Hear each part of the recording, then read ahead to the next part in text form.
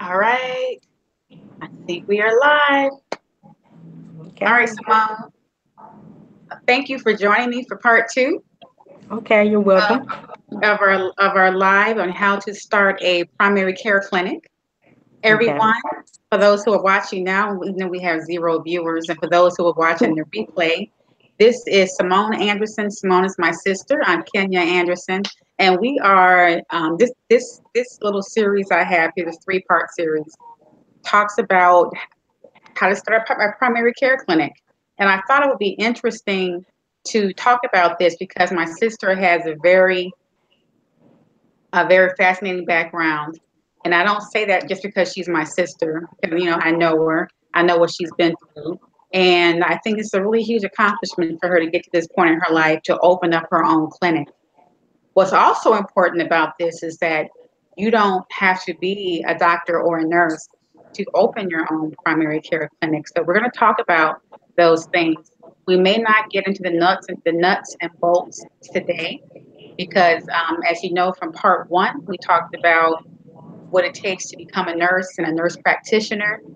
And this part two, we're talking about Simone's background and how she got to the point where she wanted to be a nurse and how she's now getting ready to open her own clinic.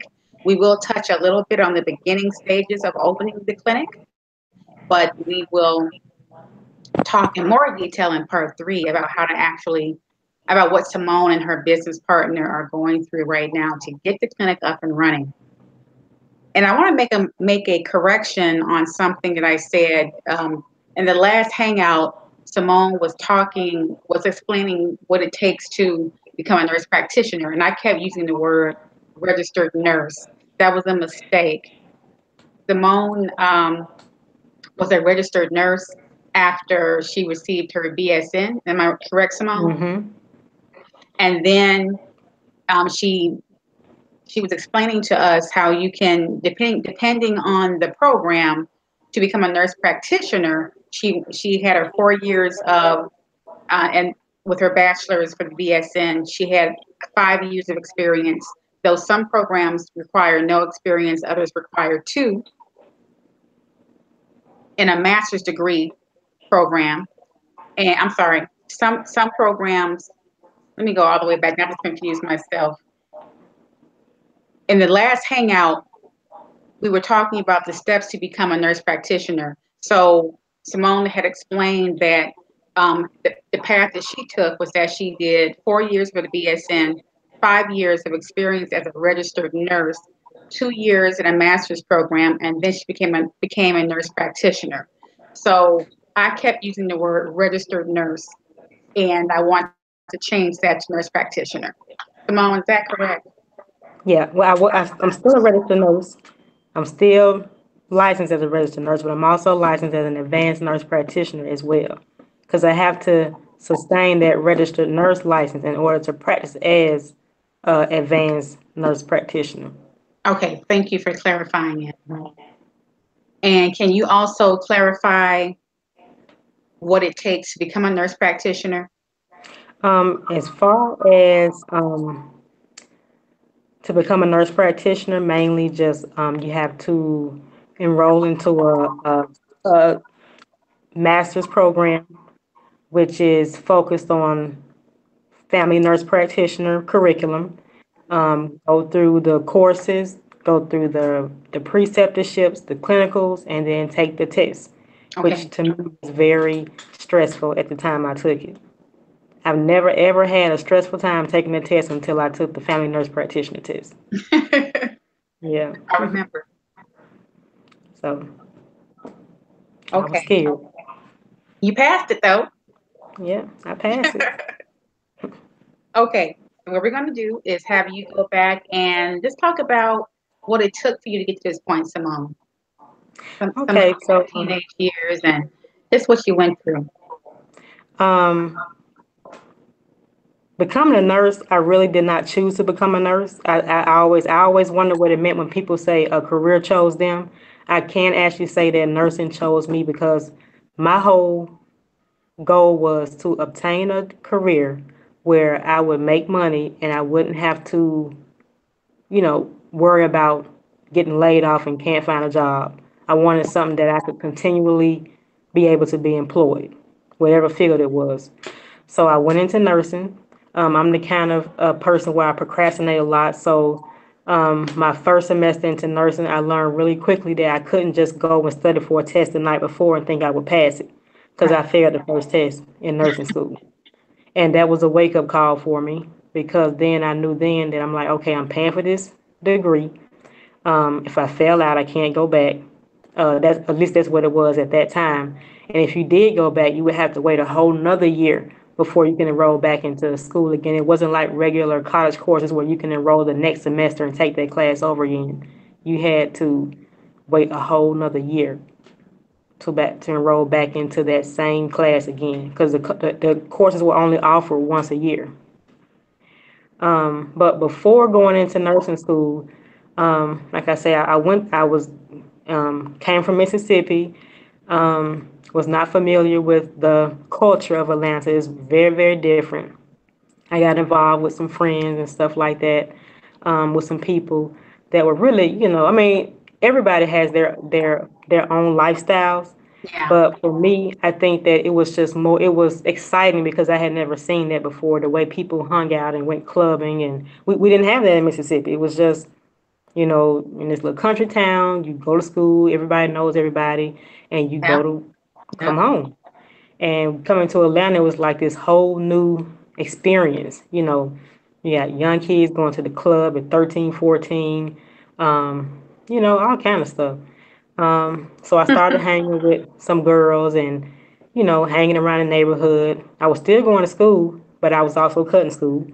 And, my dad was kind of pissed off because he knew that I was, he kind of found out sometimes I was cutting school, got caught by truancy a couple of times. But what was so amazing was that I was still doing my work. And Yeah. when I went to graduate, even though I had missed a whole bunch of days, I still got the Hope Scholarship. I still graduated top of my class. Well, at first, when I first came, I was like struggling because I wasn't, I was behind like certain courses that were needed that weren't needed in Mississippi. They were needed here. Yeah. But I caught up and I graduated, went to Georgia Southern. But then I got homesick because I wanted to come back to the streets. I was just hanging in the streets, hanging around, enjoying the free life and, smoking weed. I was smoking weed. Uh, and, just being, what some would say, a typical teenager in a certain place and time, and then I would, then I got involved with my son's father. We had a baby, which is Canaris, and Yeah. that's what I think changed my life to say, okay, it's time for me to now go back to school. Because I was working little jobs like Publix, which I actually like Publix, McDonald's, just stuff like that. That where Yeah. I just was satisfied, and I was like, you know what, they ain't gonna talk to me like that, so I'm quitting. So I quit. You know, I even got to the point one time where I had donated $1 for Publix. I was working at Publix one time, and I donated $1 for the March of Dimes, Hmm. and they pissed me off, and I said, "Give my dollar back," and I'm quitting. I was like that kind of hothead at that time. Yeah. Walked off and didn't come back. But after I had Canards, I realized, okay, it's time to straighten up. You can't keep, just out here playing games and acting like life is all fun and games. So I actually did. I went back to school, did my prereqs, my core classes, passed all those, and then advanced on to the nursing program. Yeah. Went through the nursing program, worked at Grady Hospital. I love Grady Hospital for 5 years, and then within that 5 year time frame, I actually started back to nurse practitioner school. Tell And me about. Let's slow down a little bit. I want to talk mhm. about. You had some friends you were running with when you were out in the streets. Yeah, yeah, those were my friends. We were hanging together, and I still hang with a couple of them. I still hang with a couple of them, love them to death. But a few of them, some, and I don't like I say, you can't say that everybody has their own lives, and I don't judge anyone for what they do and how they live because we all come up in different ways, and sometimes people have the ability to and the resources to do better, and then sometimes people don't. So Yeah. the friends that I was hanging with, they, they came from a background of, um, you know, drugs, parents on drugs, and hanging out all the time. Like I said, Atlanta was a different place compared to where we came from. So Hmm. they were hanging out all Much night. Their faster. parents didn't care not say they didn't care, but they weren't monitoring their behavior Yeah. as much as I was being, and my family's being monitored back home in Right. Mississippi. So it was just a different lifestyle. I liked that lifestyle because it was Yeah. like carefree. You didn't have to worry about it was just the fact that their parents weren't telling them or saying, "Come home at this time. Don't stay out at this time. Do this and do that." I'm not going to school today. Okay, that's fine. But in the back of my mind, I knew that while I was hanging with them, I did know where I had come from and the Yeah. values that were instilled in me. So I knew that I couldn't stay on that path.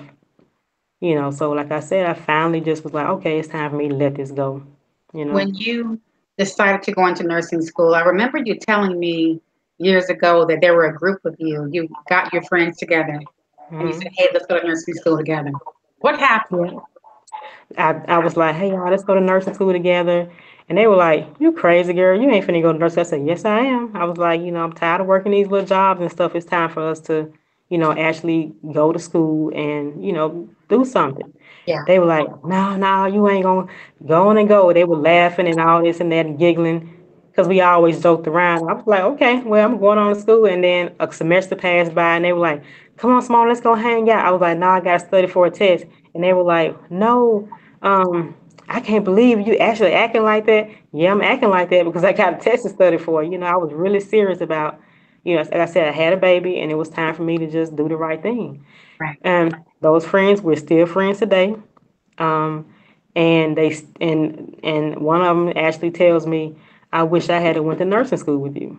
You know, Mm, they like, I wish I had actually gone to nursing school or, at least did something. But they're all doing pretty good right now.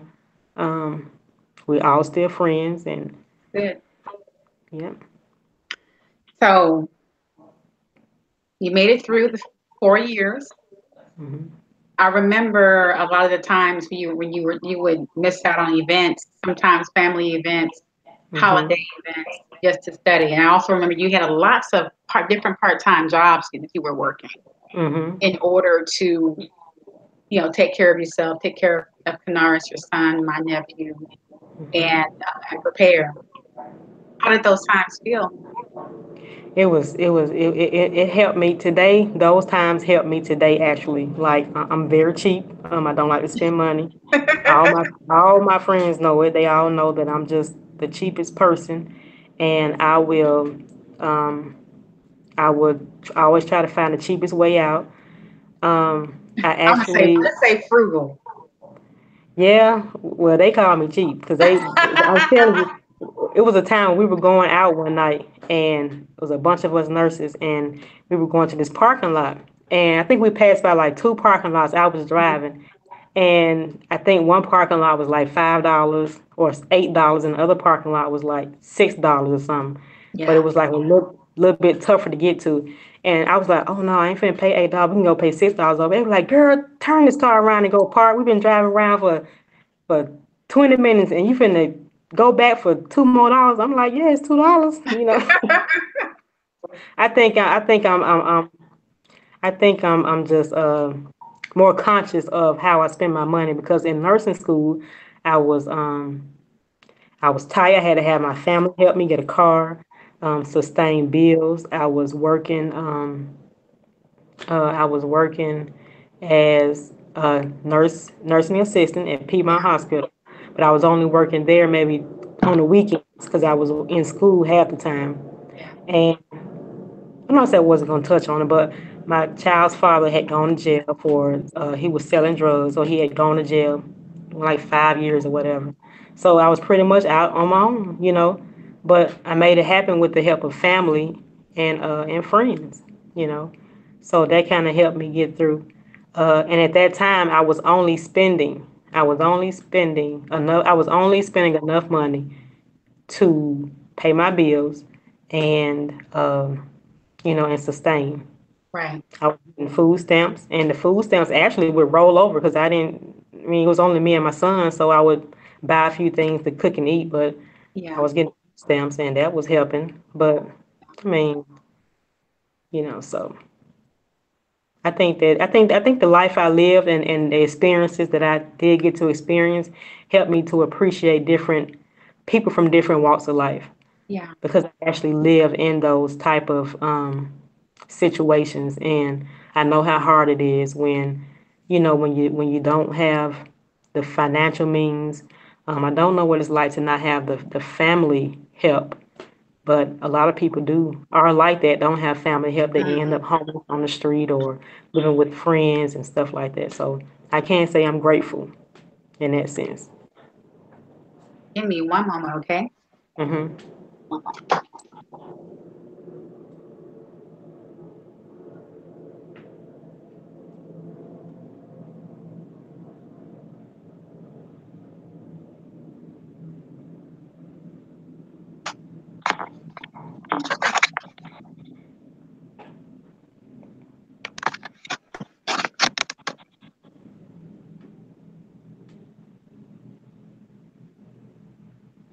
I need to fix my platform because I need a better platform for my computer. Okay, so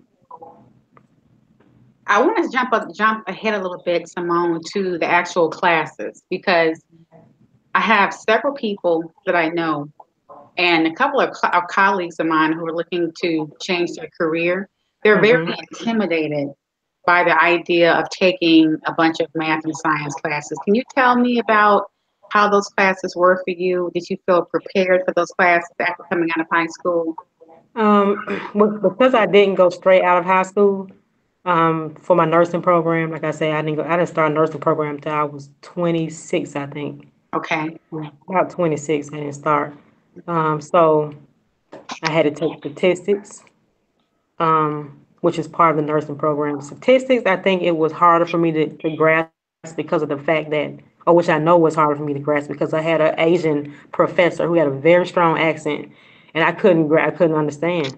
Yeah. So I finally had to break down and go to a tutoring lab at Georgia State, Mm, and this guy taught me. He basically broke it down for me, and from that point I had it. It was also chemistry. I had a chemistry class, biochemistry and organic chemistry I had to take. And I think the organic chemistry or biochemistry is more of the math portion of chemistry. yeah. And that was kind of hard too in the beginning. I was struggling.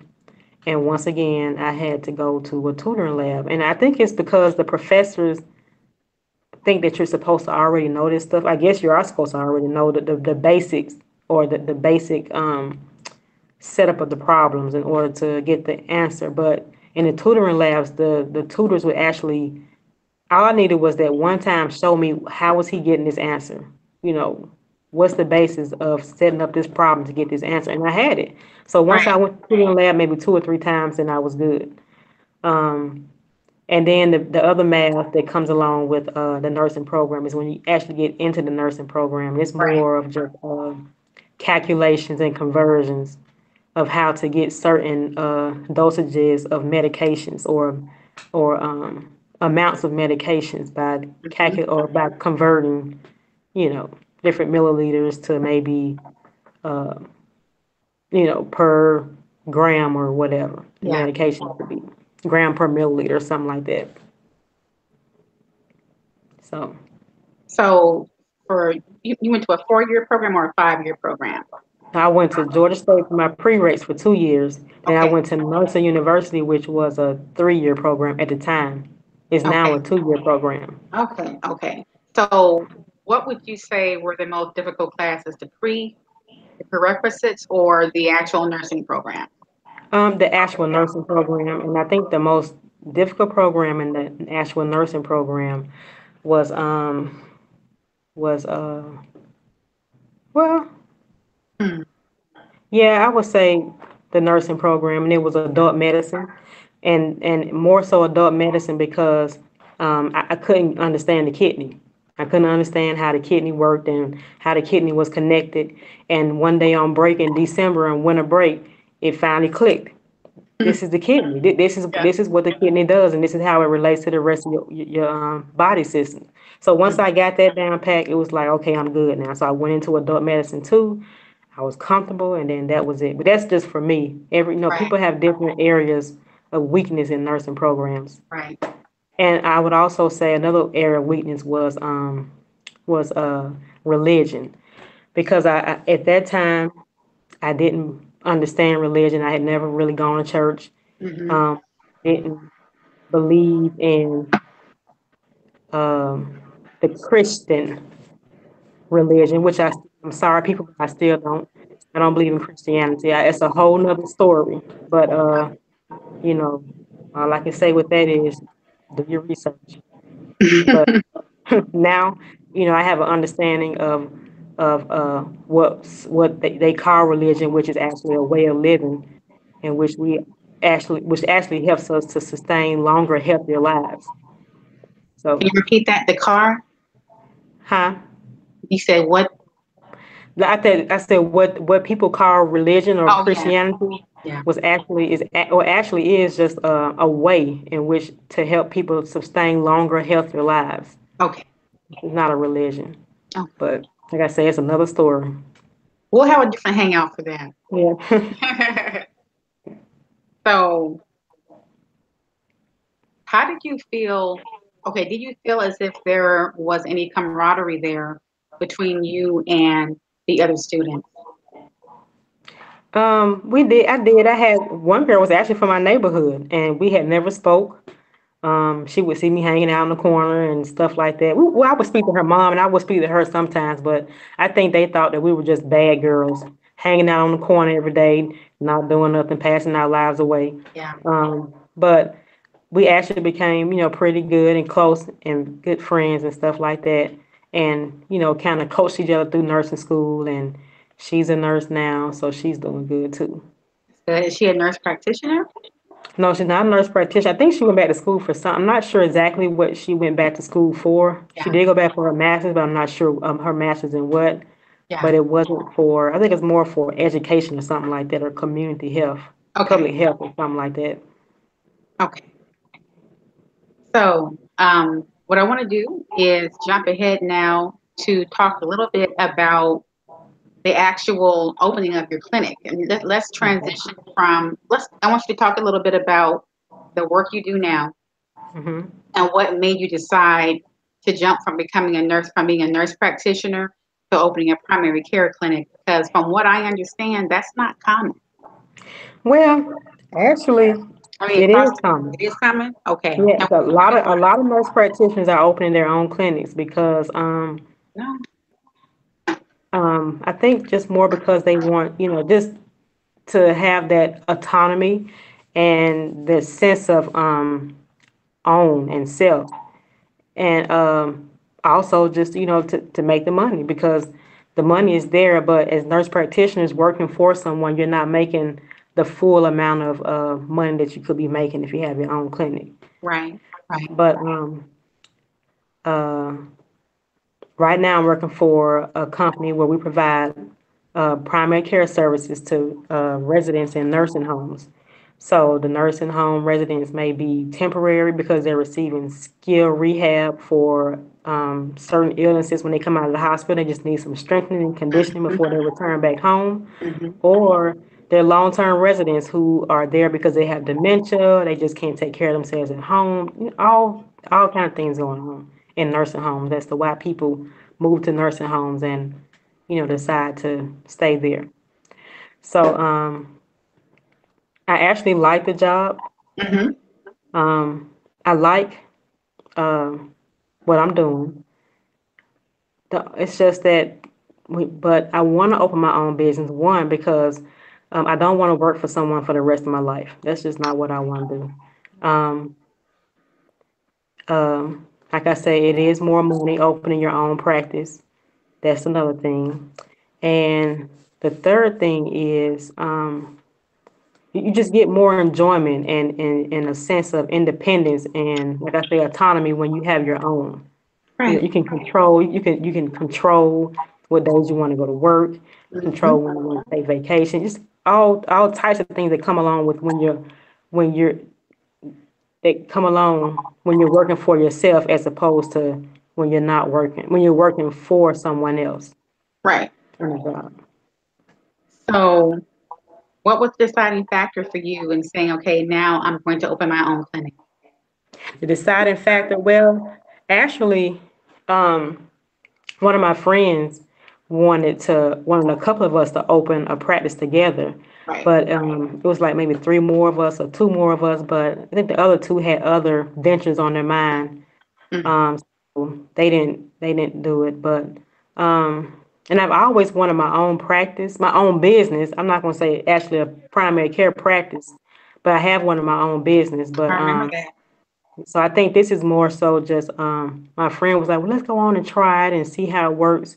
So we just kind of stepping out here as new business owners, just trying to Right. get our feet wet, testing the waters.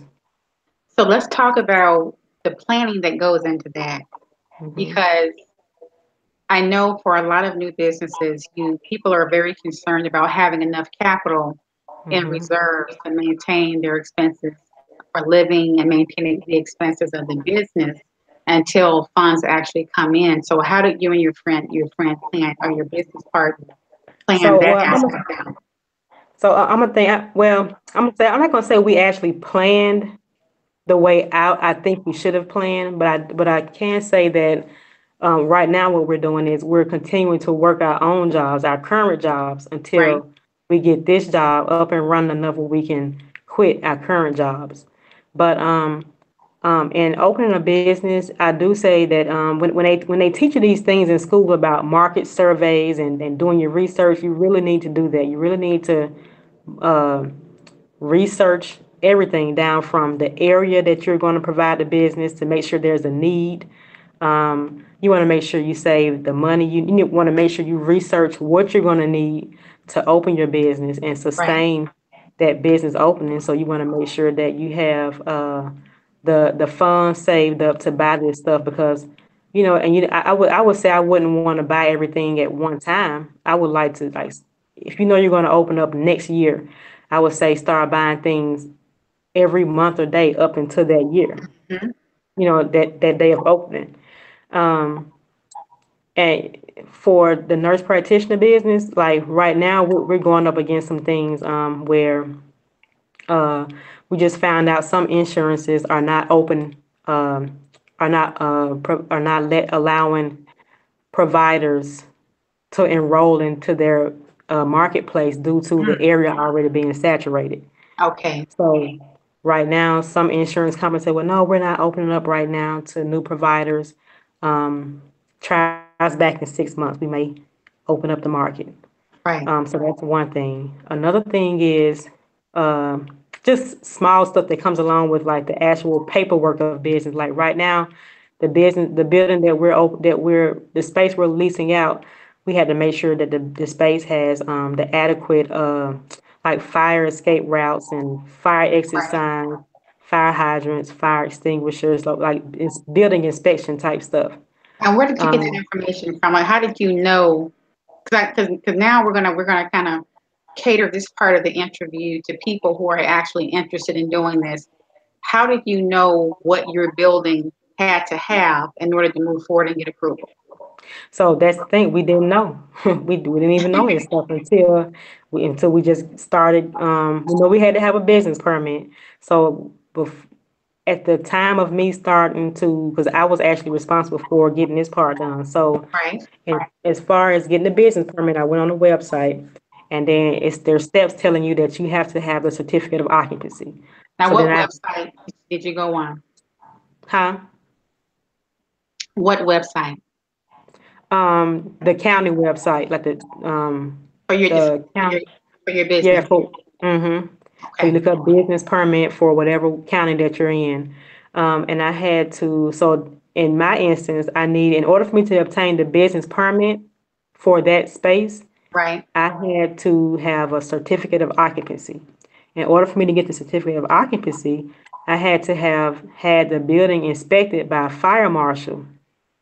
who deems the building safe and appropriate for business. Okay. So that's how I learned about having to have. So once I call that person to go onto that website, and then they tell me what I need in order to pass the fire inspection. So it's just stuff like that that I think, and we didn't know that the guy who we leased the space from, that he didn't know all this stuff either because he's kind of like a new property manager for the property Hmm. that the space we're leasing. So he also didn't know. So it's like things that come up, it's like now, okay, so we know next time if we're going to open a space, make sure we ask the property manager, is this done? Is the fire inspection up to date? Are the fire hydrants been inspected within the past year? Just stuff like that that you need in order for that space to open or to Now, pass inspection. okay. So the building was one area of concern. How about the other expenses of the business? Because both you and your partner work as nurse practitioners, you and Mm-hmm. your business partner. So you have firsthand knowledge of what expenses are going to come up, such as who could perform the billing, the type of personnel that would be support personnel that are needed in the clinic, furniture, utilities, things like Mm-hmm. that. How, Mm-hmm. once you started getting into the preparation, I know you say you didn't do much planning, but at some point it sounds like you did have to start thinking about what those expenses would be. What Yeah. what are all of the expenses of opening a primary care clinic specifically? Okay, so with the primary care clinic, you got to have insurances. So that's one thing. That doesn't cost, but it's just the time in trying to credential What each type of person. insurance? The private pay insurances, the Medicare, Medicaid, those type of insurances. So you have to, what comes with that is time. So you want to give yourself enough time to go ahead and get credentialed for all these insurances, so that you're able to accept whatever insurance that a person has when they come through that door. And like I Okay, said, some areas will not open their markets to new providers because the area is already saturated. So with that being said, it's always important to do a market survey, hmm, or like they say in nursing school, a windshield survey. You wanna survey your area to make sure there's a need, not only a need for healthcare, but a hmm, need for as far as the insurance companies being able to grant you the permissibility to actually take their insurances in that area. okay, So that's also one. Then you want to think about all the supplies you're going to need for opening a primary care practice. You want to know that you want to make sure that you have your what is that? Everything you need from the machines to take the vitals to the beds the person has to sit on, the right, chairs in the waiting room, computers, fax, prints, phone, emails, internet service, lab services. Um, it's everything that comes with a primary care practice. You want to make sure you have all this stuff lined up. Um, as far as personnel, what me and my partner are doing is we're going to utilize students from school yeah, to kind of help us out, which is pretty much just they exchange of services. They need somewhere to get their experience. We need some help. So that's a good way to start off as far as not having to actually hire somebody, yeah, and until you get your income, flowing. And then we also decided, me and her, that we would do separate days a week to kind of cover the clinic. We right, also decided to do a weekend day, which is a Sunday. Maybe stay open later hours at sometimes, just to kind of get the flow coming in. right. Now, I would say that maybe we wouldn't have to do that if we had chosen an area that already didn't have as many medical offices available. Right. Because where we're going, they have several offices around that are providing primary care services. Mm. But yeah, but if we had gone to an area more remote, we would probably have folks flooding the doors, trying to get in. But I And mean, by remote, you mean like in terms of the amount of uh, population well, per, people, well, it's a remote more, well, yeah, remote as far as like maybe a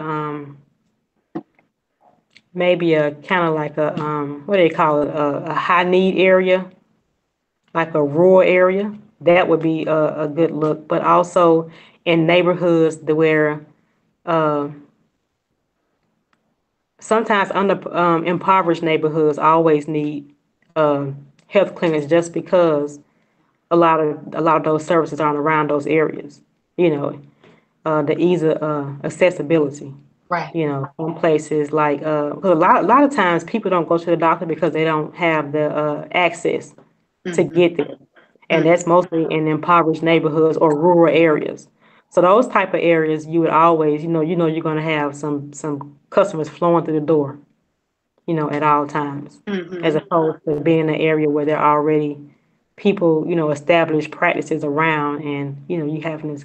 But at the same time, it just depends on what you offer, how you market yourself. We could actually come on, we're probably going to do well, being that we're we're black, and they're mostly Indian people where we're going, so we may attract a certain population of black people, you Right. know, just Do- because. And that's interesting you would say that. Do you find as a nurse or as a healthcare provider that patients tend to flock towards providers of their ethnic race and ethnicity more?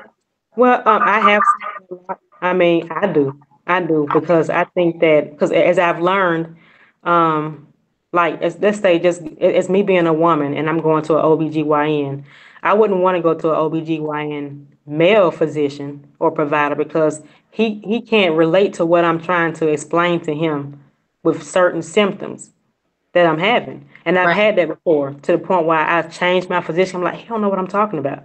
He Mm-hmm. can't possibly understand what I'm talking about. So I changed to a female provider, and she knew exactly what I was saying, you know.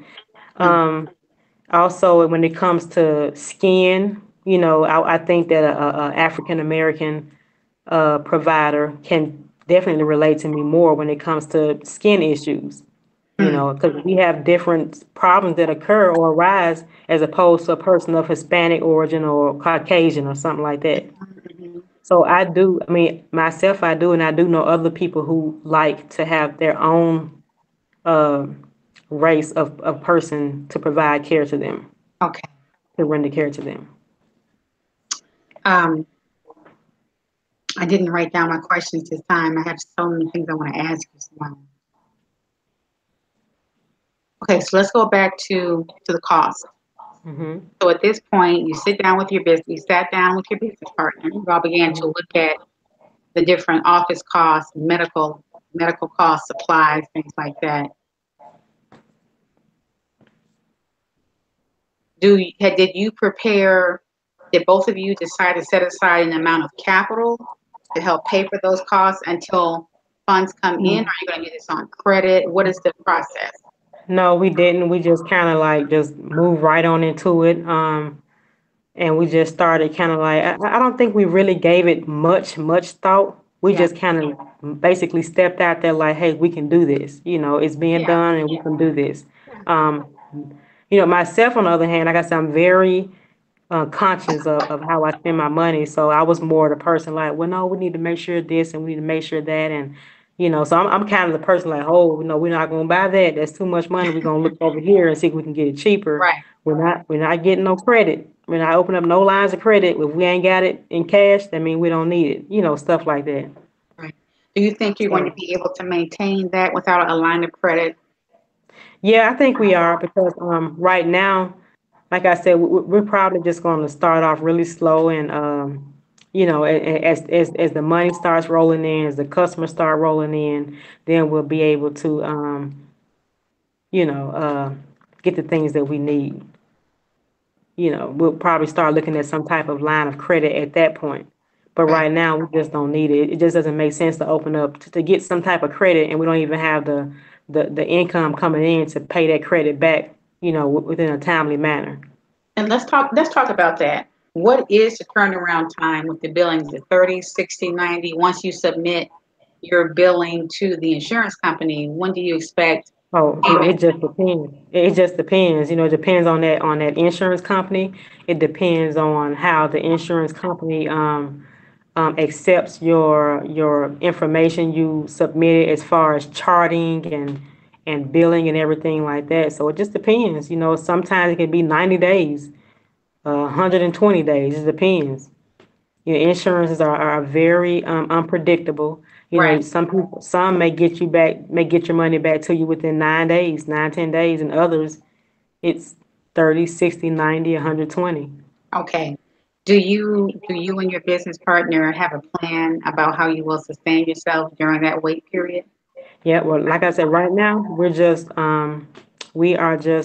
still working our current jobs, which we both make enough money to, Yeah, sustain the rent, which is pretty cheap because all of the utilities are included. that's good. Um, and then we have, so yeah, we're gonna do it like that, and whatever other little income that comes over. Okay. And how about for your employees? I know you mentioned you're going to have an outside billing person. Well, yeah, for her, now that might be the only person we have to pay at this time is her because of she has that experience, but we're also ourselves looking into um some classes on how we can, learn how to do building and coding ourselves. Okay. So we can kind of, cut that expense out hopefully sooner than later, but Okay. until the money starts coming in. Yeah. And you mentioned that you're going to have some volunteer students coming in to help with the support staffing. So, as these different schools, CNA schools, medical assistant schools, building and code schools, all these schools are always looking for available preceptors to train their Hmm, students. So that's that's good. a very inexpensive way to get the help you need without having to pay. And how does that So work? it's like How does that work? exchange of services. Do you reach out to those schools? Yeah, so we reach out to those schools and say, hey, we are available to precept your students. And sometimes it's just by word of mouth. Like I had one of my friends call me and say, hey, Small, I got a girl that's going to start such and such school in August and she needs a preceptor. Are you guys going to be precepting? I was like, definitely. And what and We're precept precepting. is like it's like a Yeah. what do you call it? Like a internship. Yeah. hmm Okay. And it's called precept. Yeah, because it's like I'm the preceptor and I'm precepting her, Okay. teaching her what she needs to know. Okay. Okay. This is good. So tell me about. So I know in the state of Georgia, you have to have a doctor sign hmm off on your word. Tell me how that process has worked for you. So, there are a couple of states that are not full practice authority states, and Georgia's one of them. You get So full you practice. where the nurse practitioners have the ability to practice without restrictions, Right. meaning that you don't have to have a collaborator and such. So we are one of those states. So we have to have a collaborating MD. We do have a collaborating MD, and it's a person that my partner knows has been known for a while. I've met her. Right. She's a really nice lady, Right. and she has also, and we have to actually pay the collaborating MD, but she actually has told us that she's not going to charge us until we start actually generating income. Hmm. So that's really nice of her, so I'm happy about that. So with the collaborating MD, so does that mean that when you make prescriptions, the doctor signs off on the prescriptions? Can you order prescriptions, but Yep. allow us to sign off on by the doctor? No, I still can order prescriptions, but it's just that Okay. I can't do certain narcotics and stuff like that. But she'll be the one to say, hey, we're ordering these narcotics or these certain restricted medications under her name. Okay. And how about referrals to say hospitals or other specialists? Yeah, we're able to do that as well. Okay. Okay. So is it true that the nurse practitioner is just like one step below being a doctor? Well, no, I wouldn't say one step below, but I would say that we have received adequate training to be able to diagnose and treat certain conditions depending on what specialty we have we've gone into. Okay. Um, so, of course, MDs they go to school for 8, 9, 10 years and they go into Yeah. residency and stuff like that. So they do have a more thorough, in-depth training. But research has shown that nurse practitioners provide the same or sometimes better care as MDs, and patients are satisfied with the care that the services that NPs render as Right. opposed to physicians. So there's nothing that says that NPs are not competent in what they do. Okay. Good information. Mm-hmm. Yep. So I know you're at that point now where you're waiting. You have like a projected start date of about July 1st. Yeah, July 1st is supposed to be the opening date. Okay. How are you doing? How are you performing your marketing for your clinic?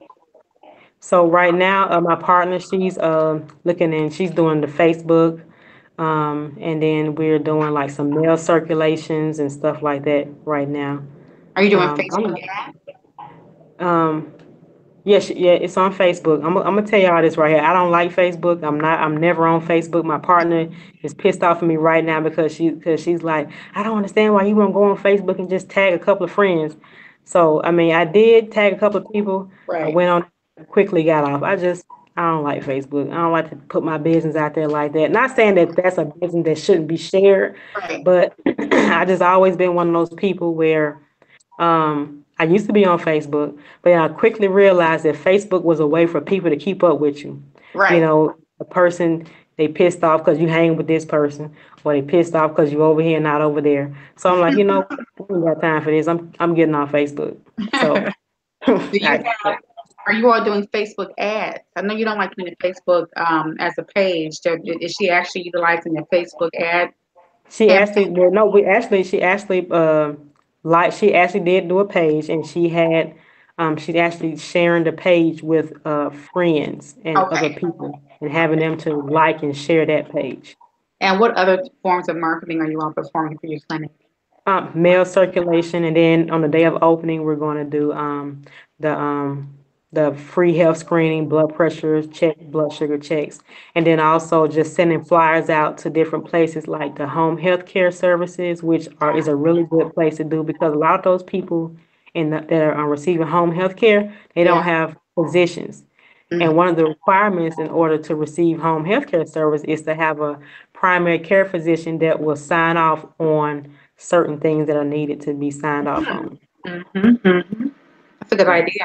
hmm And you said mail circulation. What does that include? Like AJC, your local post office, they have this thing where you can actually you can go to them and they'll pay them a little money. I'm not sure the cost, and they'll put your ad into the mail circulation, and it Ah, goes to people's mailboxes. mm-hmm. hmm Like the bulk circulars, the bulk mailers. Yep. Okay. All right. Yep.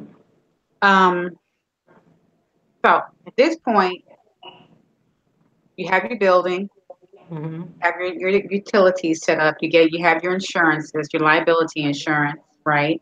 You hmm priced out your supplies, the other equipment, and you hmm purchased. Is it safe to say you purchased most of those things at this point?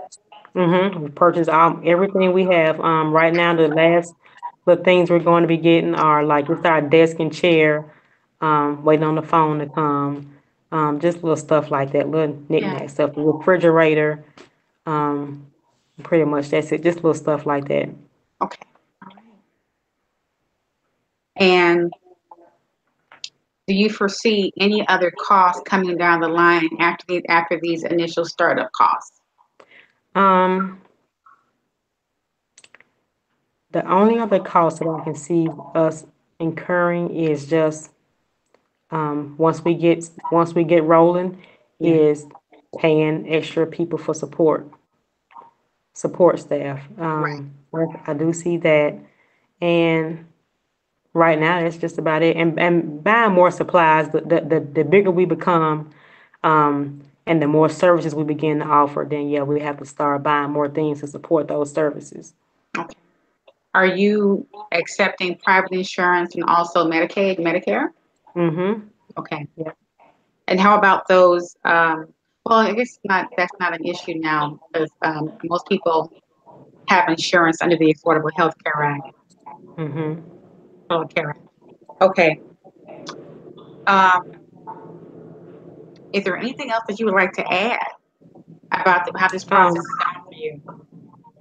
like I say, it's coming along pretty good. You know, I mean, you're gonna be scared, and I think the more the scary part comes from just not being prepared Yeah. the way in my eyes, I think the way that I would like to be, Yeah. you know, as far as just making sure that I have the funds set aside for that particular thing. Even though I'm pretty good, I just don't like I said, I just like to spend my money. And I Right. really think that if I'm gonna do something, I always want to have separate, uh, savings for that, Right. as opposed to dipping into what I already have. Right. And you also don't like using credit to you don't like the idea of using credit or a line of credit to Yeah, like fund your business. yeah, I don't think that I just because I don't have credit now, and I always feel like if I need it, and if I don't have the cash for it, then it means I don't need it. Okay. But I know with the business, I'm probably we're gonna need some type of credit as it grows. Yeah. But I'm just hoping that right now we can kind of sustain ourselves without having to get any type of credit because we're not making anything to pay it back, Okay. at this point. Right. Okay. I thought we would need a part three, but we don't need a part three at this point because you've been very thorough in explaining your process in part two. And I just want to thank you for sharing this information with us. I know we've had some viewers jump in and jump out of this live stream. I hope Mhm. this has been beneficial to people.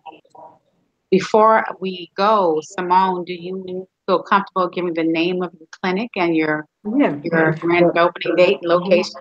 The name of the clinic is Optimal Healthcare Services, and it will be located in Snellville, Georgia, at 2121 Fountain Drive, Suite F.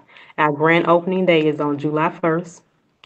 And we're going to be doing free blood pressure checks, free blood sugar checks, just free stuff, snacks and stuff like that. So come out, visit us if you can, spread the word. My partner Trisha, she'll be there, myself. So we love to see you. I will be there. Okay. Do you have what was I going to say? Do you have a volunteer team there that's going to be helping in the grand opening? Well, thought about it. We Just have a haven't small got group.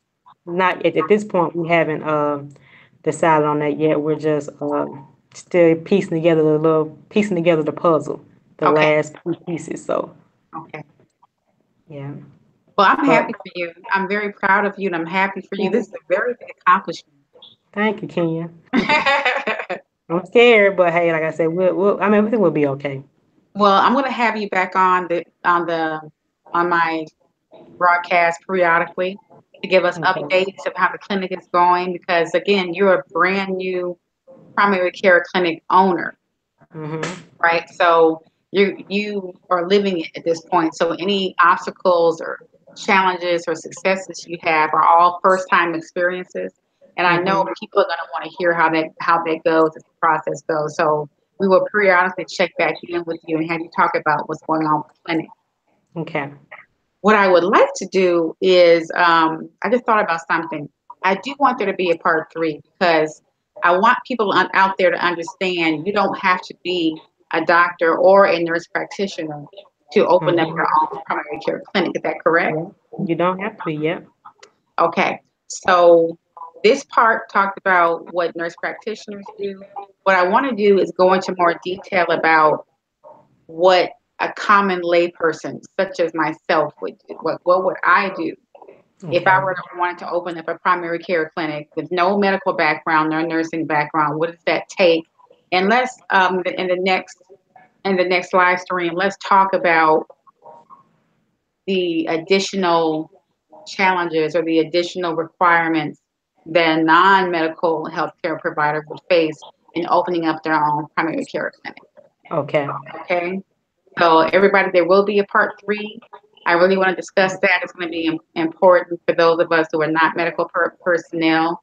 And I hope this interview has been useful for people. I saw people kind of pop in and pop out. I know it's not the shoot from the hip drama they were used to seeing all over YouTube, but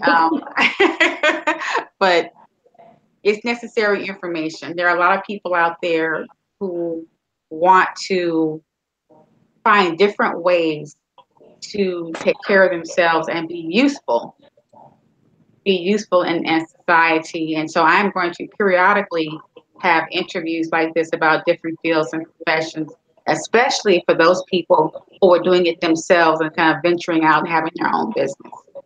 Okay? Hmm. Thank you, Okay. Simone. You're welcome. And I'll call you after I sign out. Okay. Okay. Bye. Bye, everybody.